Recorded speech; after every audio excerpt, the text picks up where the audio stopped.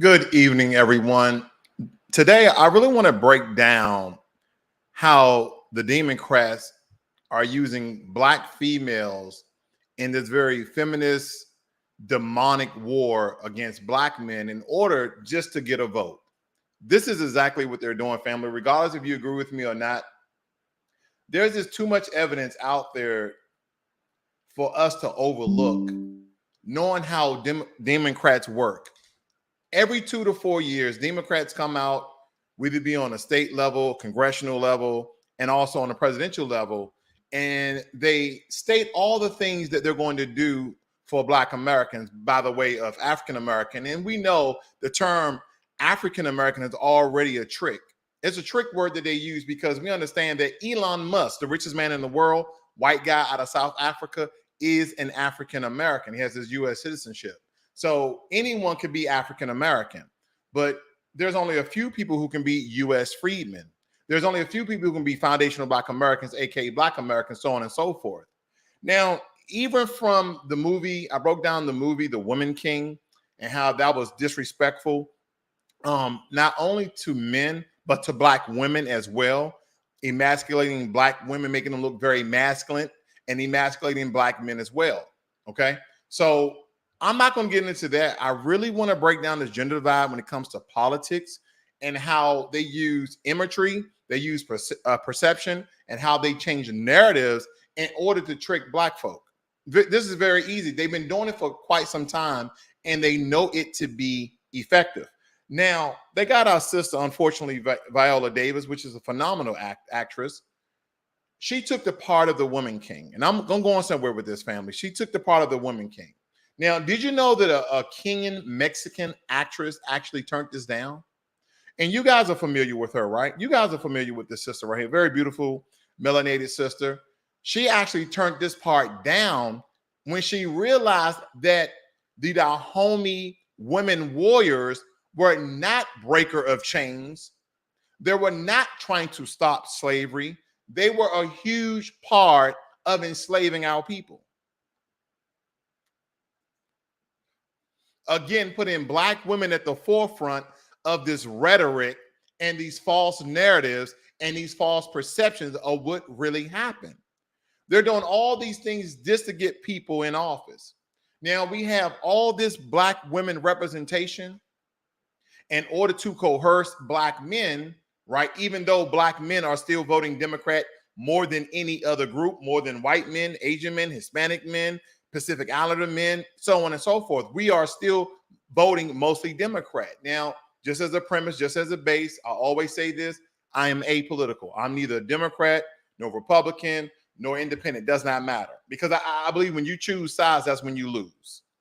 So this sister right here refused the role when she found out the history of the Dahomey Kingdom.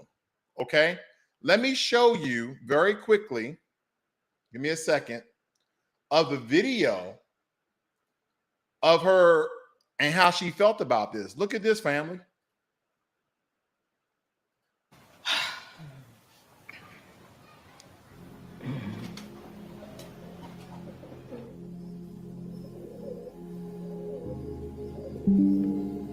Martine's great-grandmother Yaga was enslaved, but remained on African soil.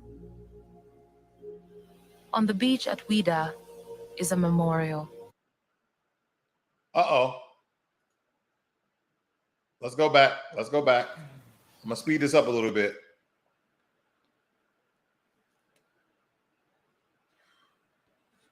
Now, while that's loading, I don't know why it's taking so long, family, but we have to understand how you may not believe one thing is connected to another thing. And this is how deception using imagery actually works. This is how they work. They connect them but they seem separated. Now, again, this is a Kenyan Mexican actress, very famous, and she knew that when she was reading the write-up of the story, she had declined the role because she did not know this history. And she didn't want to be a part of this movie. But they got our sister Viola Davis, which is a Black American, in order to play this role. I wonder why. That's where you can accept the movie. That way you can once again accept Black women in power. This is all perception. This is deeply rooted in hatred for Black people. And some of you like, oh man, you guys are demonizing. There's a Black picture. There's Black women out there doing the thing. No. I love our Black women. I wish our Black women was on the screen all the time in positive movies.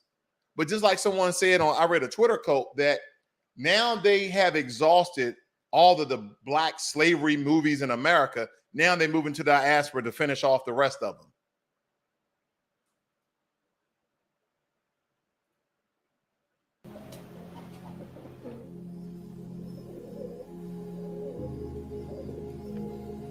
Martine's great-grandmother Yaga was enslaved, but remained on African soil.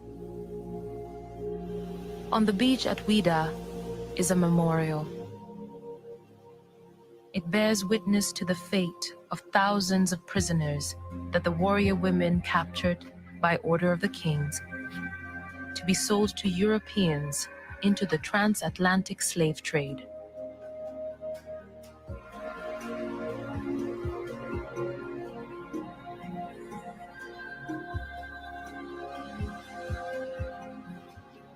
Now, it bears witness it's a very to over 2 symptomatic million picture, a little clip there. I'm not going to play all of it, family, because I know we get tired of the slave compare and contrast. But again, we have to know a little bit of these things to understand how politics use your pain and suffering in order for you to vote. Donald Trump did the exact same thing. He said, you've been voting Democrat for the past 50 or 60 years. What the hell do you have to lose? And Black people like, well, nothing. And then next thing you know, he becomes president and he didn't do shit for Black people either. Clinton didn't, Reagan didn't, Carter didn't, okay? Donald Trump didn't, and neither has Biden. We thought about voting Kamala Harris into office. You thought we was going to get some trinkets. You thought we was going to get some tangibles. You thought they was going to AKA hashtag cut the check. We know that didn't happen, right? Now, I'm going to tell you how disrespectful progressives and Democrats actually are. And again, the same goes for the Republicans and the liberals and whatever else you want to name these people. To me, they all have some underlying agenda to get their folks in power. And this is all about money and power. That's all this is about. I hope you guys understand politics. It's all about money and power. It's never changed. If you guys are looking at the House of Dragons or you looked at the Game of Thrones, it's all about money and power. It's about being in position in order to be in charge of people, in order to stay rich. It's about money and power. So my question as we continue with this video is, why do we, as foundational Black Americans, aka U.S. freemen, continue to vote for parties that don't give us what is owed to us? Hashtag reparations. Because all these other groups, they're getting tangibles. Native Americans, tangibles. Asians, tangibles. Hispanics, tangibles. And I have nothing against those groups. Whatever the American government is owed to you guys, go ahead and give them what they're owed. But when it comes to Black folk, they shut the door. When it comes to Black people, they kick us in our ass. They say, shut up and vote. That's what the button should say. Not I voted. It should say hashtag Black folk. Shut up and vote. Because that's exactly what they expect from us each and every time. Each and every time, that is what we get. Now, this is how the gender divide happens. When you have a person like Tiffany Cross on MSNBC, on a major network, and they again are speaking up for their white slave masters, their suspected white supremacy slave masters. That's what they're doing, right? Because you're in a position of influence. You can influence so many people. You are in a position of influence and you're on a major network. So you want to stay in position and you want to keep that check coming. So you say things like this. Hold on.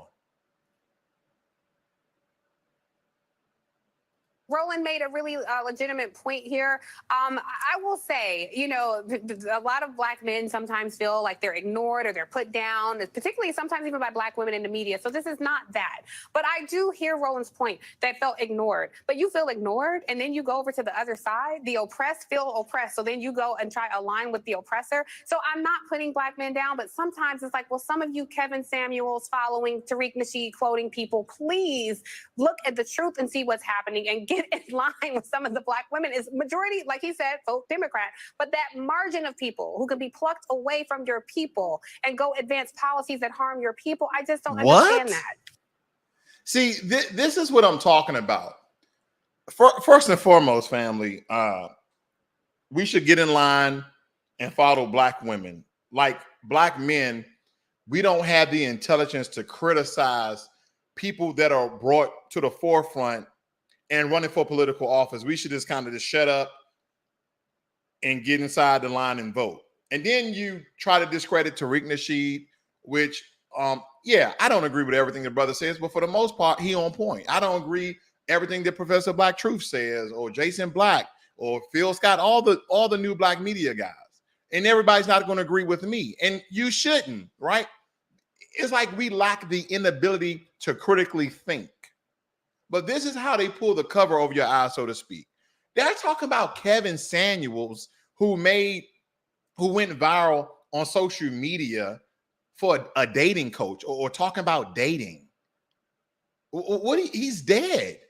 He can't even combat this video. He probably wouldn't even pay no attention to it because the brother was making his money with the videos he had, and a lot of people will quote unquote Kevin Samuels following. But to say this on a nationwide network, Kevin Samuels, who was a YouTube influence in dating, this is how low they have to go in order to discredit people for one, and two, shame Black men into voting.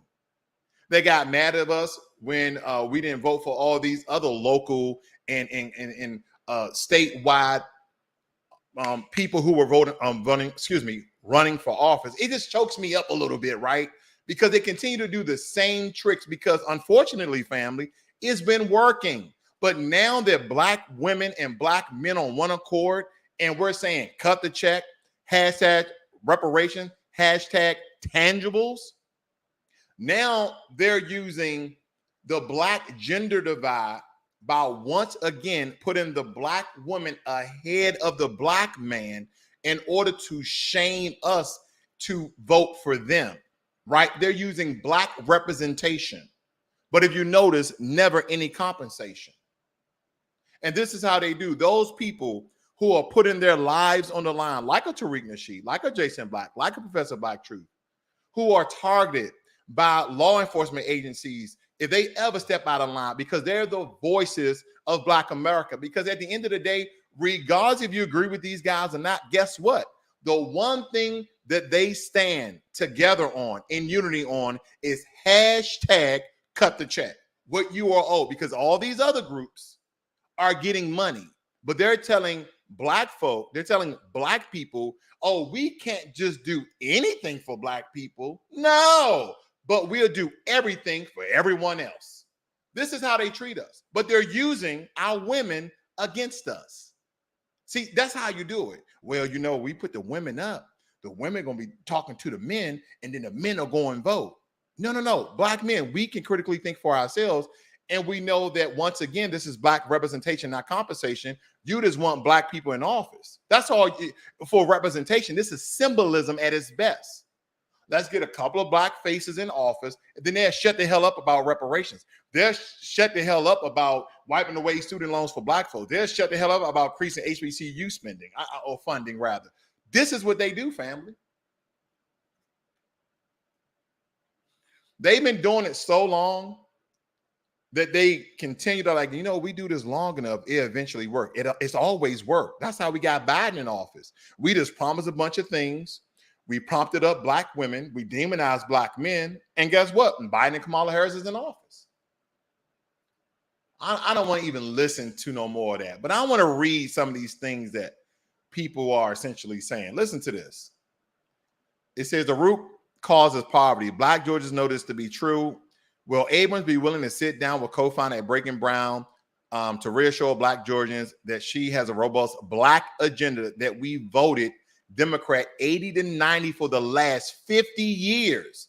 November is around the corner. This is what people are asking, right? This is what people are asking. Stacey Abrams' record was to protect the students. How many students died in Georgia? We're 13th for per capita deaths in Georgia. We lost lives because of your reckless actions. You put money over Georgian lives. The love of money is the root of all evil. You ought to read the book.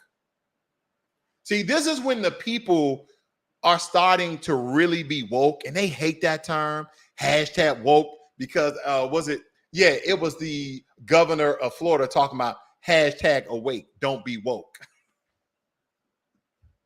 And they know woke is a term that Black people coined, the awakening of the mind, meaning we now recognize, we now see what you have been doing all these years.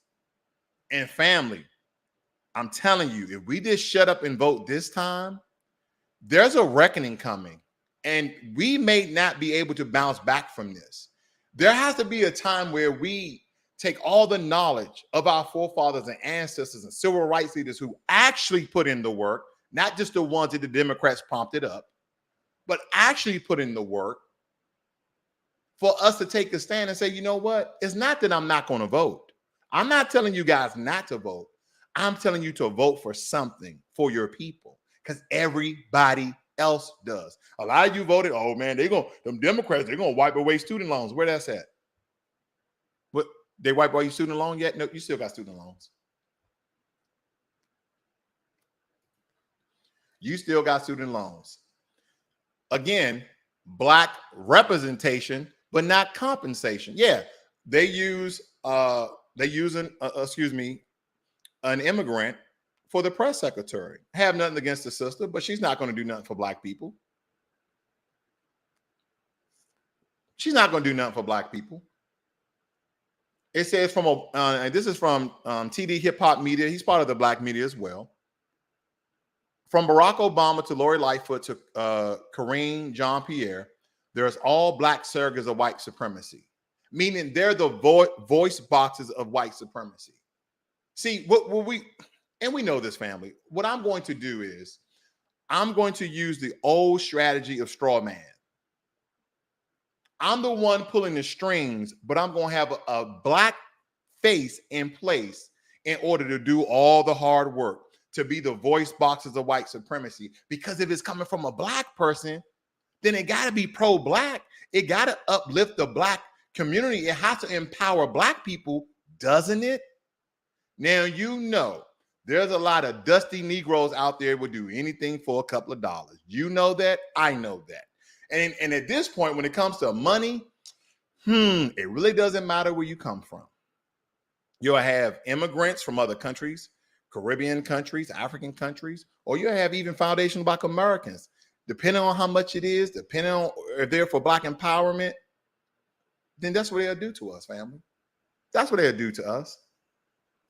Stated in past videos, if there's one thing that I can't stand is politicians trying to sell me on symbolic gestures of the first Black this or the most Black that. Barack Obama should have taught us very well already that just because a politician is Black doesn't mean that they are on your side. As I pointed out in my last video, all three mayors of the cities where Texas Governor Abbott is sending undocumented immigrants to are Black. And that's significant because, as I proved in the last video, illegal immigration has a devastatingly negative impact on the Black community. Yet these three mayors have welcomed them into their cities with open arms. You even have Chicago Mayor Lori Lightfoot stating that she will gladly take in more undocumented immigrants who cross the border illegally and will even pay to send the buses to go pick them up and bring them into Chicago. in mind.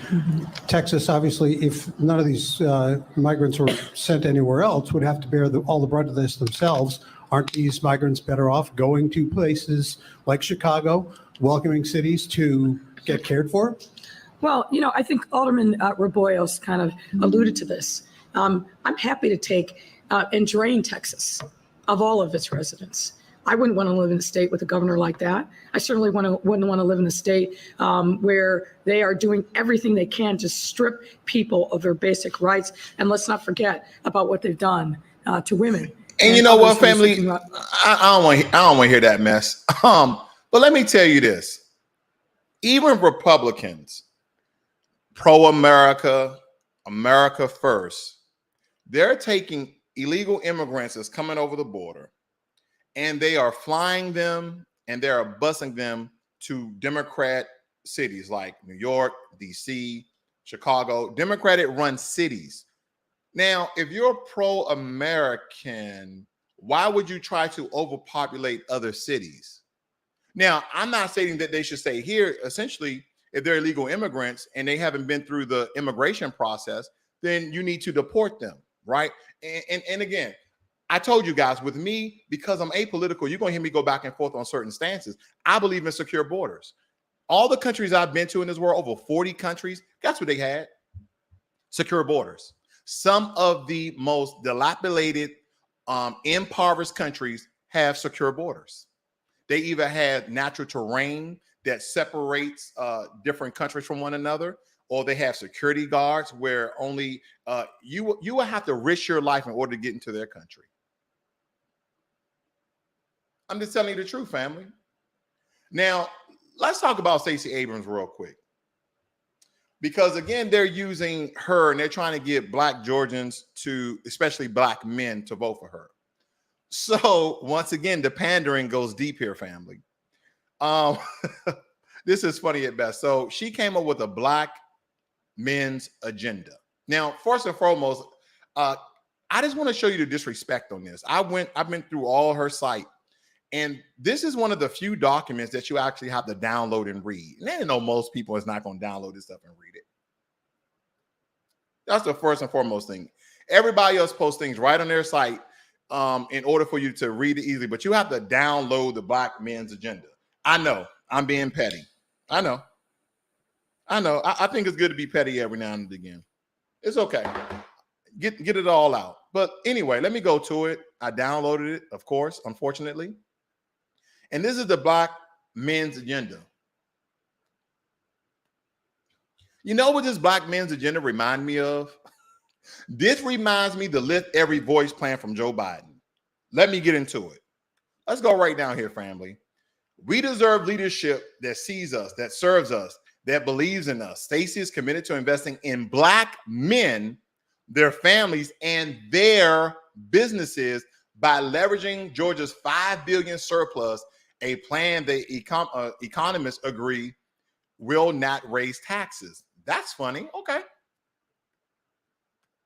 Okay, let's get into it then, Stacey Abrams. Let's see if Black Georgians going to vote for you. I have a buddy, he's from Georgia. Economic security, it says, provide capital and contract opportunities for Black small businesses. Okay, Black small businesses. Okay, Stacey, I'm with you. Eliminate fees and red tape to start your own business. Huh? Okay. Increase purchasing from Black-owned business by state entities. Now, if you're going to, here's the thing, family.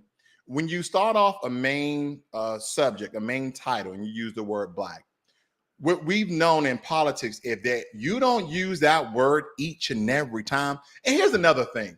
They know that Black Americans, we use the term Black and not African American anymore. Oh yeah. I'm getting petty. If you notice, she has not used African American because we do not relate to African American. We relate to Black American. But when you hear her publicly speak, she's going to say African American. Let me continue. Increase purchasing from Black-owned business by state entities. Allow multiple small companies to jointly bid on state contract as prime contractors. No Black there. Now, this is when I really stopped reading. I'm not going to lie to you. I didn't read all this bull crap. Close the gap between minority and non-minority businesses. All lives matter. That's everybody. White, Black, Hispanic, Asian Pacific, Islanders, Indian, everybody. Native Americans, everybody. This is everybody. But don't forget, family, she said Black men's agenda. She said minority and non-minorities. Who are minorities? Who's minorities? Hispanics, Blacks, Asians. Guess what Black people own? We only own like 4% of the smallest businesses in America, period. If that. It says create a 5 million family farms initiative to aid small and micro farms with finances, not Black farms. Not Black farms. Then it goes on to say, put money back in your pockets, tax rebates. You don't really see Black men in this at all.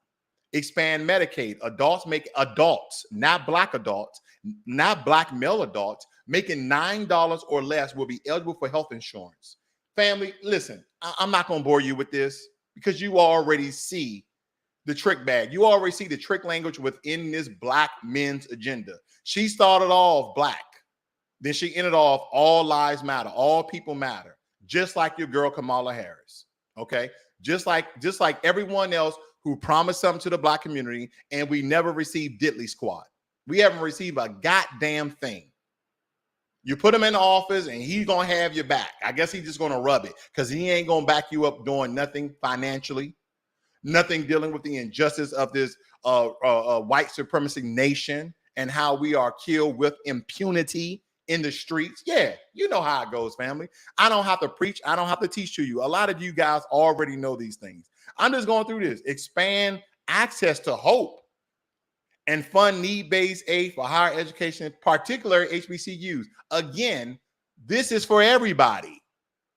It doesn't say expand access to hope and fund needed-based aid for HBCUs, period. It says for higher education, then particularly HBCUs. See, when they use language like that, definitions are very important. They're talking about everybody. Okay, I'm going to stop there. Again, you see how this language is going? Yeah, I don't want to save nothing. Family, let me read some of your notes. I'm going to continue on. B1 to you, Jermaine Anderson, I see you. He says, angry conservative. He said, I just want to say I was wrong to say what I said to you when I came up on your street. I was wrong for using Ricky's talking points against you. Apology accepted. No problem. Let's see here. Peace Anderson. What's going on, brother?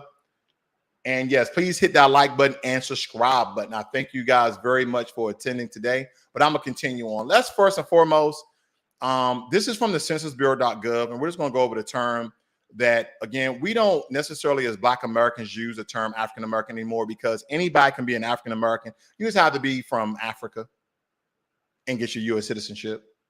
But don't forget the immigrants from Africa have not went through chattel slavery, and we Foundation Black Americans, U.S. freedmen, are owed reparations. So let's just put into perspective that we use the term Black. I'm gonna move on.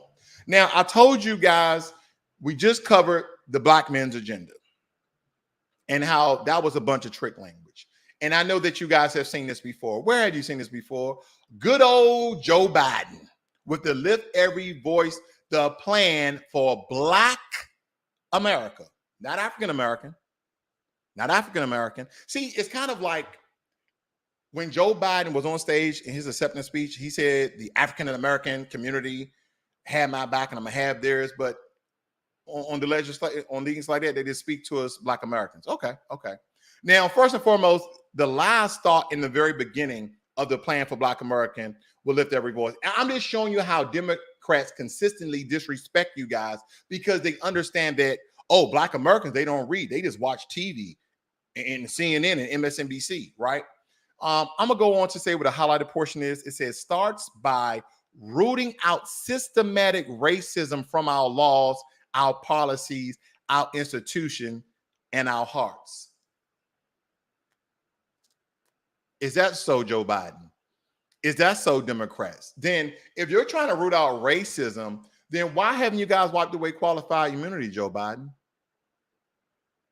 I mean, we want to talk about the Black gender divide. We want to talk about uplifting Black women. What happened with Breonna Taylor? What happened with Sandra Bland? What happened with those things? Did their family get any? Let me digress. I'm gonna move down here a little bit, family. Now, Biden has been calling for the nation's relief and recovery efforts to be equitable and just, including by designing relief programs in ways that avoid methods we need to. It says so the funds can actually reach African American families, community, and small businesses. Let me move on. Now, here's the kicker, family. The Biden plan for Black America will. The plan for Black America will. It states that the advance, let me blow this up for you guys. The economic mobility of African Americans and close to racial wealth and income gaps. Have they done that yet? Hell no. Expand access to high quality education and tackle racial inequity in our education system. Make far-reaching investment in ending health disparities by race. Strengthen America's commitment to justice.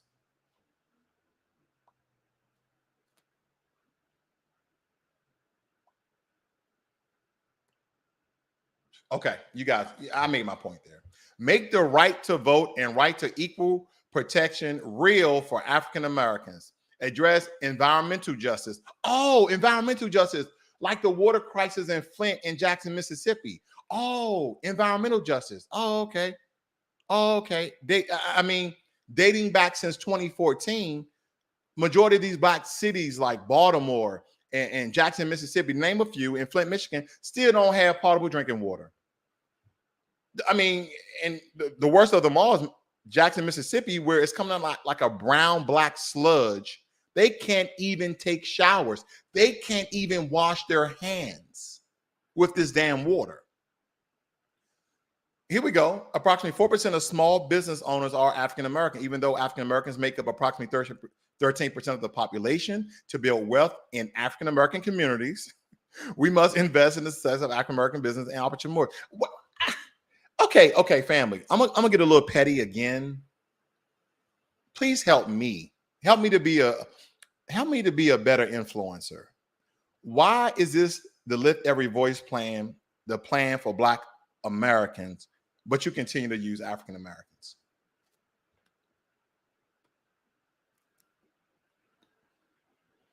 You ever wrote a term paper? You ever wrote a college paper? If you use something in the subject title of your paper, then you continue to use that word throughout the paper. You just didn't all of a sudden just change it, did you? I know, I'm being petty. Let me move on.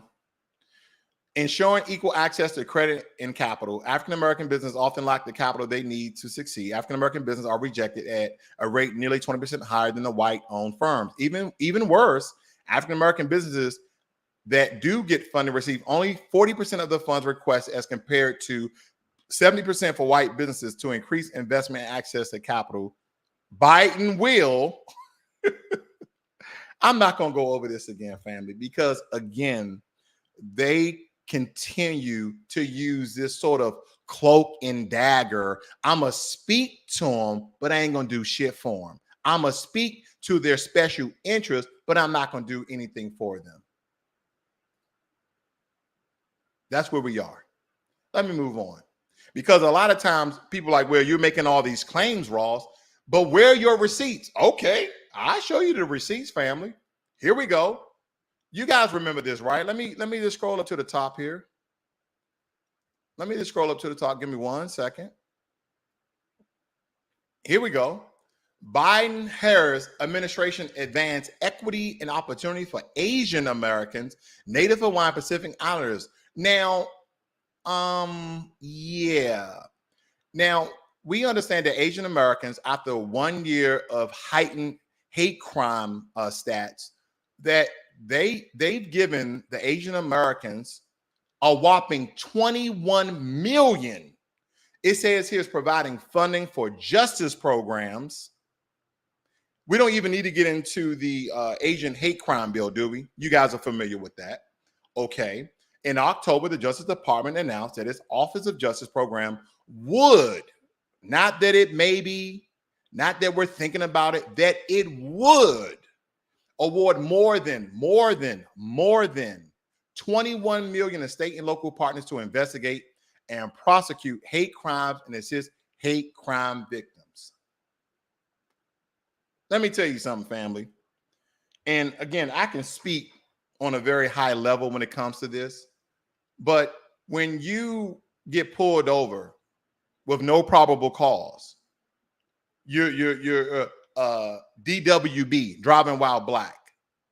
Now, you might not say that's a hate crime, but when they pull you out your vehicle, these suspected white supremacists, and they want to check your car, an illegal search, is that a hate crime? Did they not racially profile you? Did they not illegally search your vehicle? Did they not illegally take you out your vehicle? And they understand, once again, you don't know your rights. You don't know your rights. And this is why they do what they do consistently over and over again. So does it benefit black people to be Republicans? Do it benefit black people to be independents? Because we already know it don't benefit black people to be Democrats. Or are you still on that Democrat train? Are you still on that Democrat train? And I'm going to tell you the answer to all three of those questions, or two. No, no, and hell no. It do not benefit us, because you know why? Historically speaking, because we have to go off statistics, it has not helped us.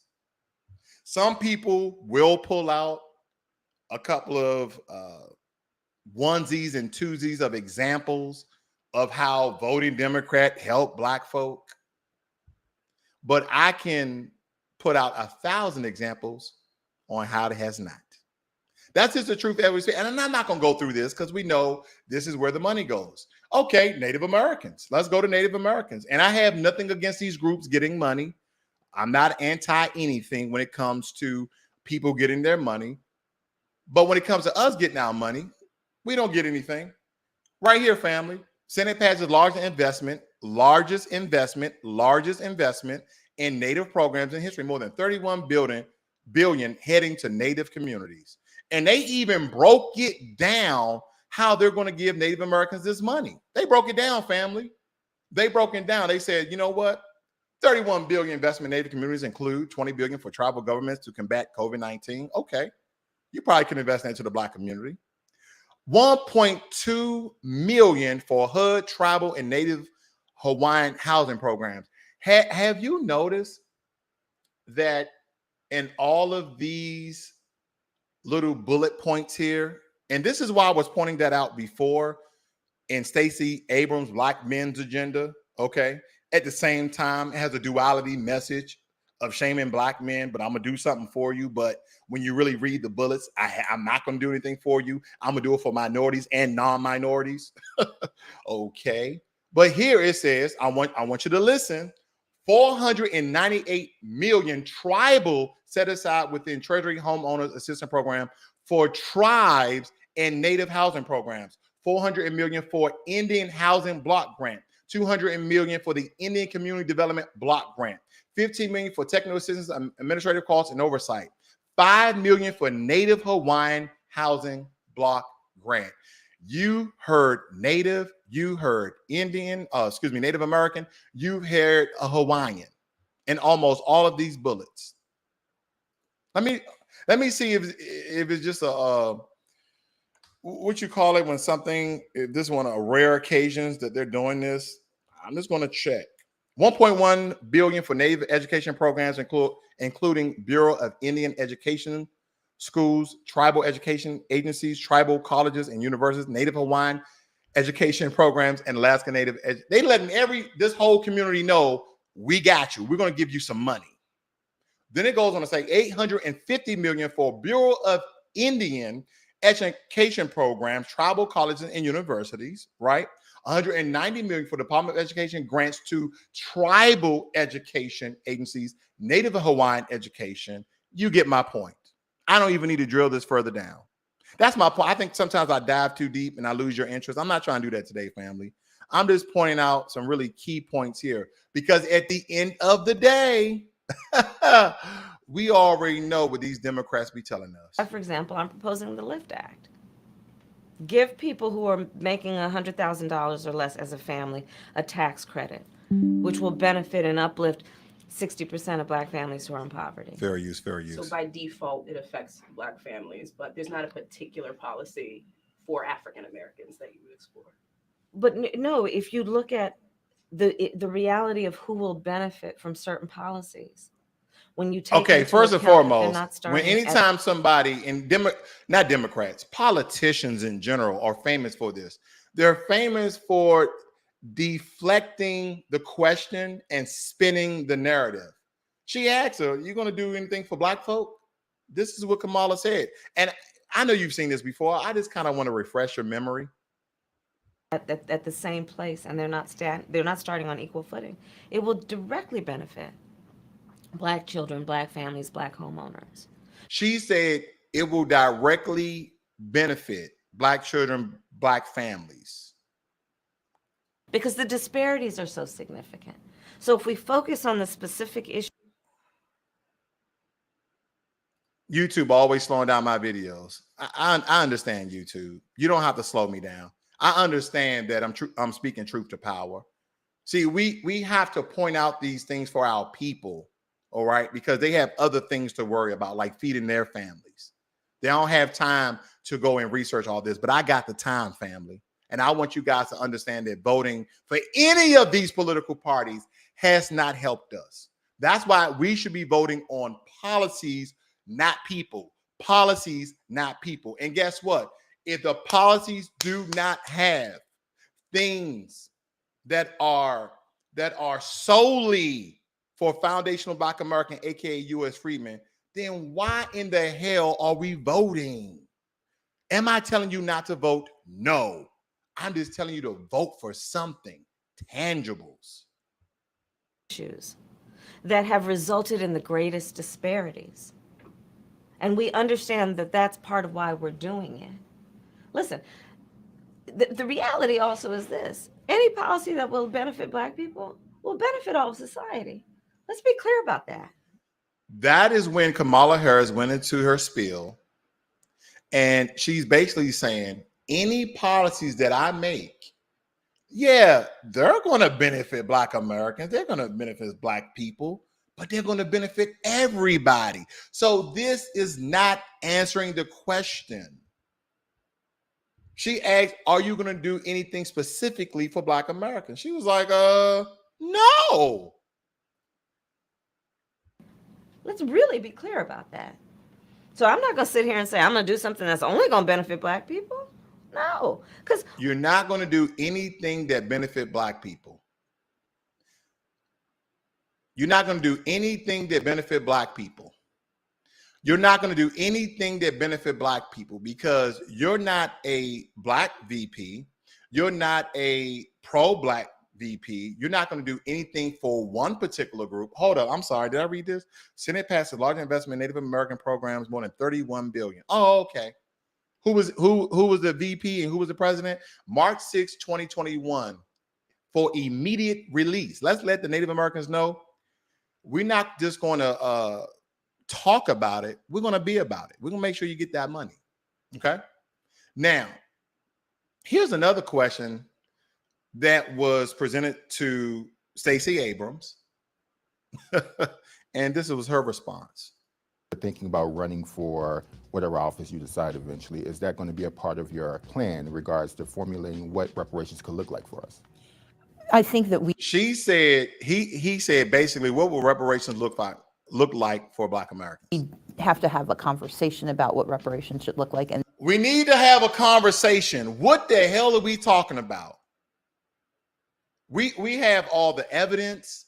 We have all the documents. We even had laws on the books in this country that benefited from racism, that benefited from slavery, that benefited from Jim Crow. We need to have a conversation. Well, Stacey, what are we going to talk about? What are we talking about? And that shouldn't be the domain of a single person. And here's another thing with this Black gender divide. They're going to continue to prop up Black women from the movie theaters to political offices to high positions in Fortune 500 companies in order to get your Black vote. Because this is what occurs, family. These lobbyists are the straw men for these large conglomerate billion-dollar and trillion-dollar businesses. And they go to whatever political party in office and they say, how can we support you for you to pass legislation to help us grow our business, quote unquote, so we can make more billions of dollars? And they say, well, we want you to prop up Black women. In part because I don't know enough to know what the answer is, but I should be a part of the conversation. She doesn't and part of know convening. enough to present legislation for Foundation Black Americans to get reparations. Now, if I was her political advisor, I would definitely say, never say that. Those who can provide an answer, because this is a complex issue. And I think anyone who would say that it's simplistic is being disingenuous. Why do you think so many people... See, me personally, I would have said, next question, because she didn't answer the question. That was a totally spinning the narrative and just splitting hairs when it comes to that.